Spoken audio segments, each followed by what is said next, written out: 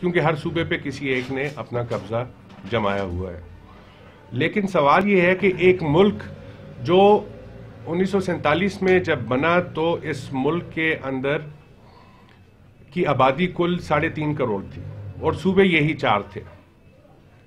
آج اس ملک کی آبادی 22 کروڑ سے تجاوز کر چکی ہے اور صوبے وہی 4 ہیں.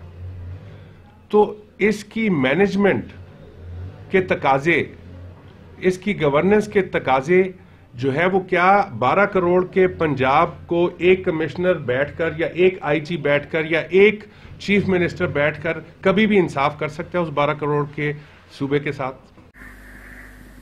In time news T V کے ناظرین کو حویلیاں سے بریکنگ نیوز دے رہے ہیں. سابقہ سیکرٹری جنرل تحریک صوبہ ہزارہ سردار فدا کی حویلیاں پریس کلب آمد صحافیوں سے گفتگو کرتے ہوئے ان کا یہ کہنا تھا کہ اگر عوام کو اس کے حقوق دینے ہیں تو نئے صوبوں کا قیام ضروری ہے.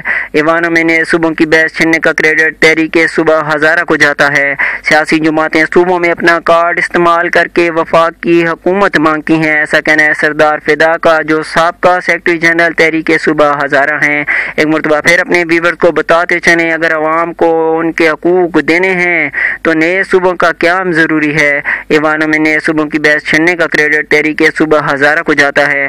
سیاسی جماعتیں صوبوں میں اپنا کارڈ استعمال کر کے وفاق کی حکومت مانگتی ہیں، ایسا کہنا ہے سردار فدا کا جو سابقہ سیکرٹری جنرل تحریک صوبہ ہزارہ ہیں. اپنے ویورز کو یہاں پر یہ بھی بتاتے چلیں کہ انہوں نے مزید یہ کہا کہ پاکستان بنتے وقت پاکستان کی آبادی 3.5 کروڑ تھی، اب 22 کروڑ سے زیادہ ہو چکی ہے. نئے صوبوں کا قیام ناگزیر ہو چکا ہے. تحریک صوبہ ہزارہ کی بدولت دوسرے صوبوں میں بھی نئے صوبوں کی آوازیں اٹھی ہیں، ایسا کہنا ہے سردار فدا کا جو سابقہ سیکرٹری جنرل تحریک صوبہ ہزارہ. ایک مرتبہ پھر اپنے ویورز کو بتاتے چلیں اگر عوام کو اس کے حقوق دینے ہیں تو نئے صوبوں کا قیام ضروری ہے.